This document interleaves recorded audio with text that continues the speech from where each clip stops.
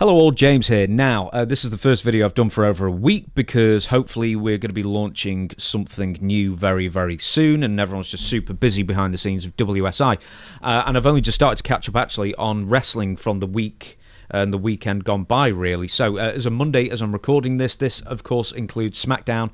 Yeah, it's Friday night in the States. It's Saturday morning over here, so I didn't have time to watch it until today, but it includes the promo of Charlotte Flair and Tiffany Stratton on WWE Smackdown last Friday. Now, I'd read the headlines, hadn't watched it on purpose actually. I wanted to actually wait till Monday, and I knew it went off the rails before I watched it, but somehow I wasn't quite fully prepared just how unbelievably cringe-inducing the entire segment was going to be. WWE have themselves already, or pretty much immediately, edited off some of the I guess less scripted stuff that was said already on the official feed for them, and once again it's very widely available for people to see. I just found a place on Twitter to go and watch it, but wow, cringy. It's just like, oh god, it's not even cringy. It's almost like, how did WWE let this happen? Which is really weird because, I mean, it almost feels like it's heading towards Shawn Michaels versus Bret Hart Sunny Days territory with unscripted personal digs and, you know. But here's the thing, the difference is that it's not making me any more excited to watch this match, aside from just how much of a train wreck it's going to be. Rather than, you know, with Bret Hart and Shawn Michaels, I sort of thought at the time, God, are they really going to kill each other? You know, in a good way, I guess, but I was also a lot younger. But anyway, some people with personal animosity toward each other work great, and then some don't. And for some reason, I've got a feeling that this might be one of the don't periods. But anyway, Charlotte apparently went off, I watched it, off script a couple of weeks earlier in their not quite in-person head-to-head style interview the week before, 2 weeks before, in fact, where apparently Tiffany was dumbfounded and just didn't really get out of first gear because she was trying to stay on script, and Charlotte basically started talking all over and sort of semi-chumped her out, really, during that segment. But anyway, 2 weeks later, from that segment that was questionable, for some reason WWE then thought, well, if that was questionable, why don't we just have them verbally joust in person live on TV? That couldn't go wrong. But anyway, Tiffany, at least this time, knew what she was getting into a bit, I guess, and had 2 weeks to prepare for what may be coming her way. Now, WWE probably was, once again, foolish for booking the segment, but, you know, it's booked, and we saw it. So, they're both in the ring. And here's the first thing that stood out to me. Why were they both wearing the exact same outfit, pretty much? They both turned up in black, and then, like, this lace kind of, like, trousers or, you know, whatever it was. They were, like, the body stocking almost thing, I guess. You find they don't like each other. They probably weren't working that much with each other beforehand, but someone must have said, can one of you change or something? But I don't know. Anyway, here's the difference as well between girls and boys, is that girls see that and, like, whoever's like, ugh, one of you's got to change, where boys dress up in the same shirt, turn up, and they all go, way, and love it, and then, you know, it's a joke for the entire night. Anyway, Wade Barrett's there in the middle. I imagine as a shoot to keep both women apart, which actually nearly happened twice, that he had sort of be drafted in. He actually, you know, made lunges and everything. But anyway, Charlotte is booed mercilessly by the Chicago crowd. But then she talks about, I'm going to be reading a lot of this off, so bear with me. But then she talks about how the Chicago crowd booing her was power, which seemed really weird. Anyway, that comes up in a second. Charlotte chose Tiffany because she sees Tiffany as a charity case. You know, here's the weird thing, right? That's a heel thing to say. But then she was trying to, just beforehand, put over the Chicago crowd, which is really weird. We're going to be getting into this, is she a babyface or a heel in her own mind thing in a second. But anyway, Charlotte then says she wants to show the smart... Tiffany's a charity case. That's why Charlotte picked her. But then Charlotte wants to show, quote, the smartest, or almost quote, the smartest fans in the world in Chicago, that there is no comparison between her and Tiffany. A babyface line again. So babyface, heel, babyface. It's weird. Anyway, Tiffany then says Charlotte will never win over the fans, which apparently at this point at least is true. Charlotte crying on a boohoo talk show, which Tiffany references. Here's the thing, that's a bad line because I can only imagine how few of the fans truly knew that Charlotte was on some talk show complaining about her marriage, I guess. But anyway, it was a bad point to make because no one really explained it. But anyway, Charlotte will be an afterthought compared to Ric Flair, her father, which is what Tiffany said. And then the crowd boos Charlotte. And Tiffany says, you hear that? That's power. Which is exactly what Charlotte said at the beginning. You hear that? That's power. Which, at that point, it all seemed to have fallen apart. Now, Charlotte then says, Chicago, like she sounds exasperated. And then the fans boo a lot. And then Charlotte, totally rattled, stands there dumbfounded for what seems like weeks, which is probably only, I don't know, a minute and a half or something like that, but it just kept going on and on and on. And it wasn't like the Dominic Mysterio kind of booing where, you know, it's part of the act. It just seems that fans just really hate Charlotte. Anyway, after a while, Charlotte says this to the fans: "What would you like me to say?" Why would anyone say that? And she's doing like a weird smile at the same time, like she's offended personally that she as a heel is getting booed. Because in her mind, this is just pure speculation on my part, but from everything she said, she thinks she's the babyface in this feud. Or in life in general, I don't know. But anyway, Charlotte gives it up and then just stops talking and then basically says to Tiffany, "You can have the last word." And then just done. Because she's had enough. She's flustered. She's lost not the crowd. She's lost her own ability to control the crowd, or at least react in a way that sort of be beneficial to her. Now, once again, I don't think she was expecting that many boos, which I find just crazy, considering that she's the bad guy or the bad girl here. Now, anyway, Tiffany then once again gets the final word as invited, and Tiffany says the same.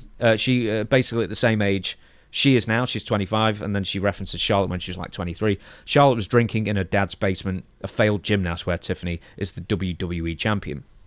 That's also a terrible line, because she's the babyface, and that's a complete heel line when we know that obviously Charlotte Flair made a huge success of herself in WWE.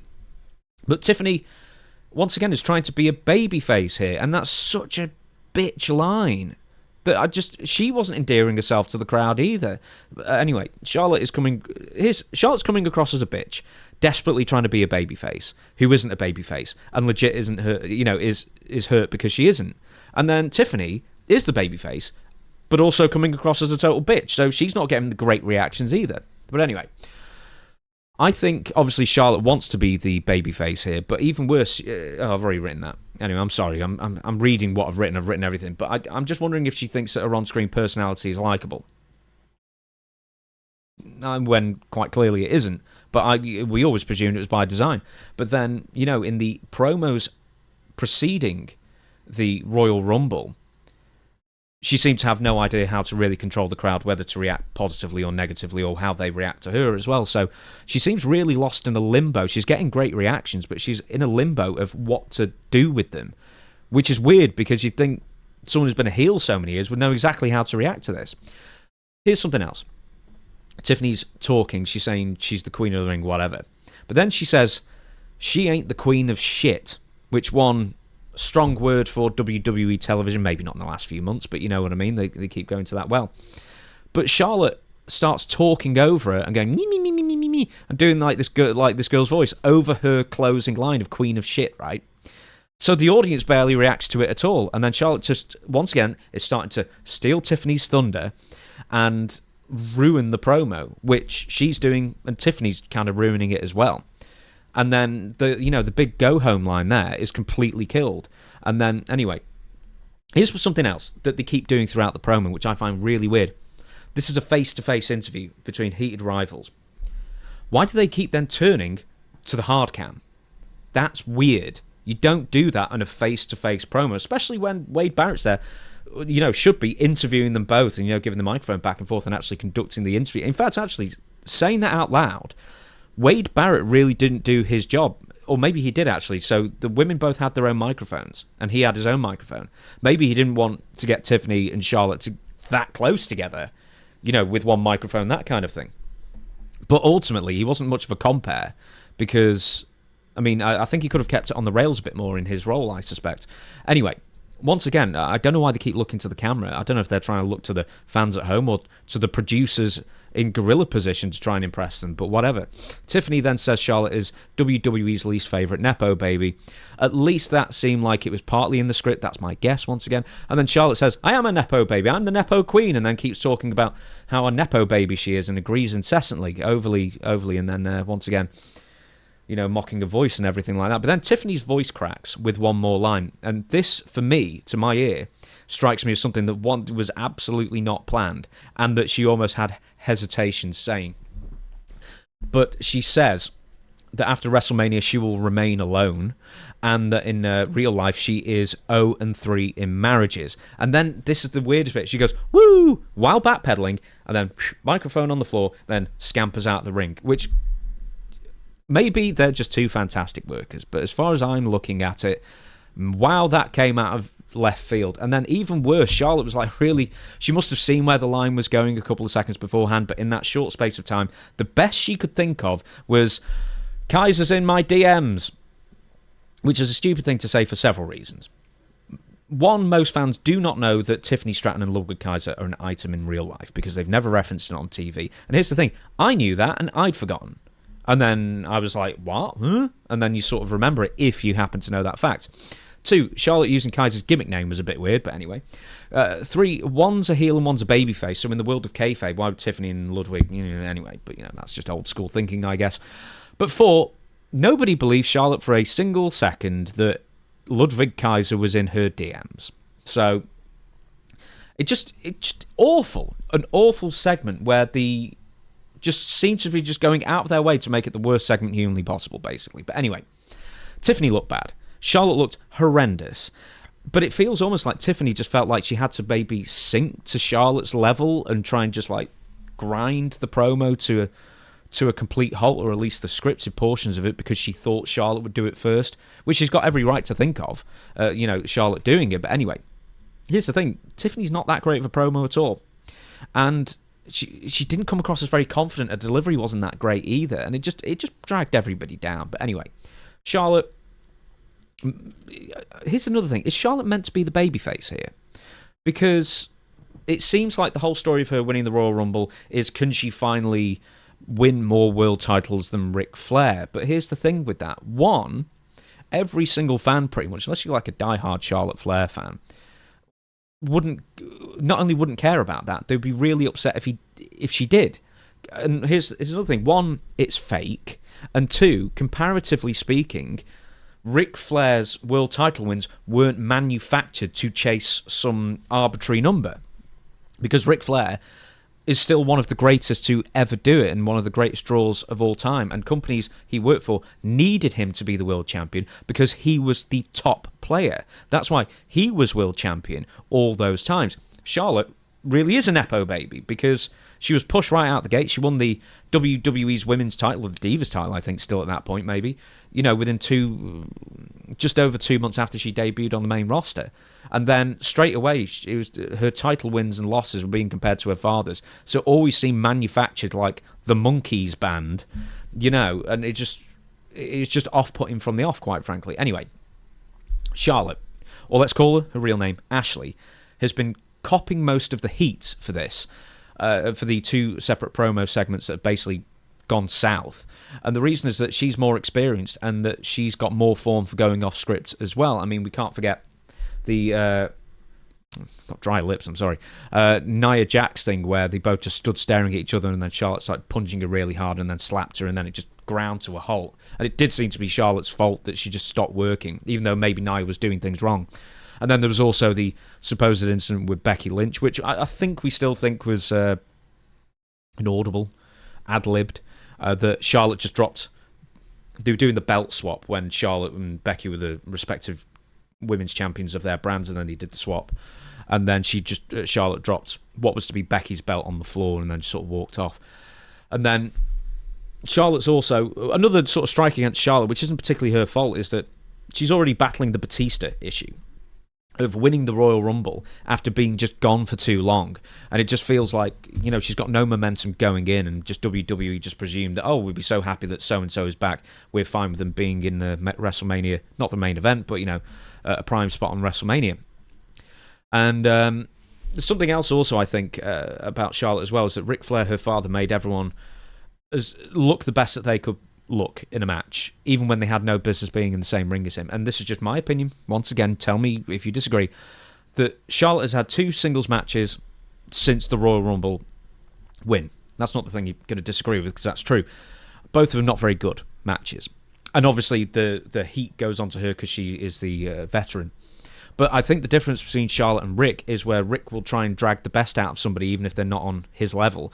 Charlotte doesn't do that as much. She sort of lets people flounder more if they're not on her level or can't basically hold up their end of the bargain of a wrestling match, instead of trying to drag them up to her level, she sort of just lets them flounder and just says, well, I told you they weren't on my level, that kind of thing. That's the impression I get. Once again, if you disagree, let me know. But Charlotte Flair versus Tiffany Stratton could be an all-time disaster at WWE WrestleMania 41. Tiffany can have good matches, but she's still, once again, still fairly inexperienced. And, you know, she comes from the school of rehearsing, practicing matches to death. And I think, you know, when they're more rehearsed, she's easier. Charlotte's obviously got far more years under her belt, can ad-lib more, especially in the promos, it turns out. But it all depends on if they can work on their animosity. What that animosity is between the two, who knows? But I don't know why, like, Charlotte's got such a bug up her ass about Tiffany. Or maybe it's the other way round and then Charlotte's just reacting. I don't know. But, I mean, it's all the fun of guessing, I suppose. But anyway, if they can work through it, great. They'll probably have a good match. Unless it's a Nia Jax thing once again. And then, you know, Charlotte starts shooting on her or something. Who knows? But whatever caused the animosity, they've got 2.5 weeks or whatever it is, maybe even just 2 weeks, I think, to get over it, which is going to be interesting if indeed they do, because if they don't get over it, that could be one awkward match. And I said at the beginning, I'm not looking forward to this match at all. You know, this promo just did nothing to hype up the match for interest for me. I've changed my mind. I'm actually really looking forward to this match now because I think it could be an all-time train wreck, so that'll be fun. Anyway, comment, like, subscribe, etc. And I'm going to be posting a tiny bit less, I think, just while I launch this new thing that hopefully I'll be talking to you about fairly soon. But until then, if something very interesting happens, I will see you soon.